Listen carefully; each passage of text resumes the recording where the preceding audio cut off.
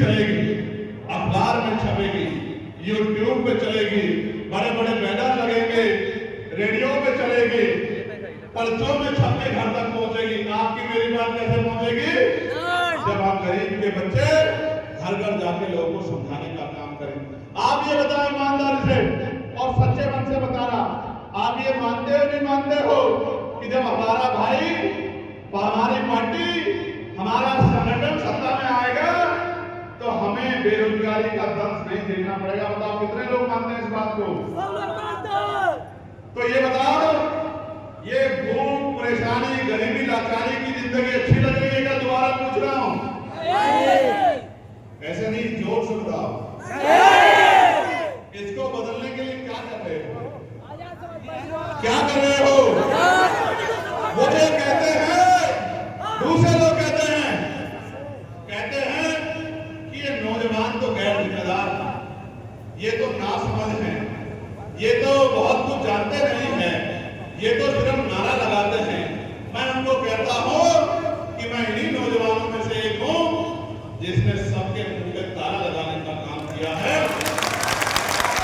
जो कहते थे, विपक्ष के नेता कहते थे मेरी लोकसभा में जाके कि अकेला चंद्रशेखर क्या करेगा, क्या करेगा अकेला चंद्रशेखर?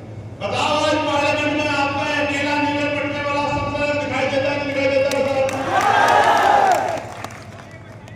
जो लोग कल तक ये कहते थे कि ये नीले पटने वाले जयदीप वाले कौन है, वो बड़ी बड़ी पार्टियों के लोग भी नीला पटका घूम करके घूमते हैं, नहीं घूमते हैं? संविधान तोड़ के नारा लगाते हैं, नहीं लगाते हैं? आप संविधान पकड़ के सबसे पहले बनारस में कौन आया था? ईमानदार से हाथ खड़ा करके बताओ। 2019 में मोदी जी के खिलाफ चुनाव लड़ने के लिए कौन आया था संविधान पकड़ के? याद है? उससे पहले पकड़ता था कोई संविधान? आप तो जिसे देखो वो संविधान लेके घूमता, क्यों? क्योंकि वो जान गए हैं, वो जान गए हैं कि चंद्रशेखर आजाद ने, भीम आर्मी ने ये संविधान की रक्षा वाले लाभों को तैयार करने, वो जान गए हैं। इसलिए वो बार बार कहते हैं कि हमें संविधान की रक्षा करनी है। और मैं जब उनसे कहता हूं कि संविधान की रक्षा कैसे करोगे, तो जिन बातों को मैं पिछले 10-15 साल से और हमारे महापुरुष 40 साल से कहते आ रहे हैं, आज विपक्ष के लोग भी कहने लगे। क्या पार्लियामेंट में राष्ट्रपति जी के अभिभाषण में सबसे पहले जातिगत जनगणना की मांग किसने उठाने की बात की थी? बताओ याद करके, किसने की थी? किसने की थी? सबसे पहले पार्लियामेंट में जब मैं गया था और राष्ट्रपति जी के अभिभाषण में मुझे अपनी बात करने का मौका मिला था, तो मैंने पहली लाइन ये कही थी कि माननीय काशीराम साहब ये कहा करते थे, जिसकी जितनी संख्या वाली उसकी उतनी हिस्सेदारी। राजकाज बटके रहेगा, धन धरती बटके रहेगी, उसके लिए जातिगत जनगणना जरूरी है। इसलिए मैं सरकार को कहना चाहता हूं कि जातिगत जनगणना कराने का काम करें। पार्लियामेंट में निजी क्षेत्रों में आरक्षण मिलना चाहिए, इसका प्राइवेट मेंबर बिल कौन लेके आया था? बताओ। तुम भी इसका मतलब ध्यान नहीं रखते हो। अगर कोई प्राइवेट मेंबर बिल पार्लियामेंट में लेके आया कि दलित पिछड़े वर्ग के लोगों को निजी क्षेत्रों में आरक्षण मिलना चाहिए, आज प्रजापति कश्यप सैनी मौर्य साकेत पुष्पामित्र राजभर केवट मल्ला निषाद यादव, मुर्मी, जाट, गूर्जर, चमार, वाल्मीकि, पासी, धोबी, कोरी, खटीक, इनके बच्चों को, आदिवासी भाइयों को अगर निजी क्षेत्रों में आरक्षण मिलना चाहिए, तो इसका प्राइवेट मेंबर बिल को अगर लेके आया तो वो चंद्रशेखर आजाद है। जब मैं कोई चीज बोलने लग जाता हूं तो सत्ता विपक्ष के लोग भी उसको बोलने लग जाते हैं, क्योंकि वो सोचते हैं कि ऐसा चंद्रशेखर क्या खिलाता है, ऐसा क्या खिलाता है कि भारी धूप में जहां लोग चक्कर खाते गिर जाते हैं, ये भीम आर्मी के बहादुर साथी आजाद समाज पार्टी के मैदान में डटे रहते हैं। तो वो भी इसी बात को बोलने की बात करते हैं। मैं आपको ये कहना चाहता हूं, बाबा साहब के नारे लगाने वाले बहुत आएंगे, बाबा साहब का फोटो अपने बैनर पे लगाने वाले बहुत आएंगे, बाबा साहब की बात करने वाले बहुत आएंगे, के आंदोलन को आगे बढ़ाने वाला अगर कोई आएगा तो वो भी भारतीय आजाद समाज पार्टी का नेता आएगा। मेरी महिला बहन मेरी माँ बहनें बैठी है, बताओ चुनाव के बाद 5 साल आता है कोई आपके हाथ पूछने के लिए?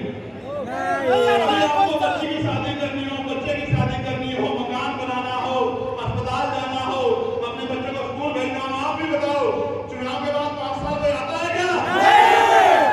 अगर आज भी अन्याय होने पे सबसे पहले कोई आता है तो कौन आता है बताओ? अगर सबसे पहले कोई आता है तो भीम आर्मी आती है, आजाद समाज पार्टी। जो लोग कहते थे आंदोलन नहीं करना चाहिए, मुकदमे लगते हैं, आज वो भी दौड़ दौड़ के गांव में जाने का काम करते हैं।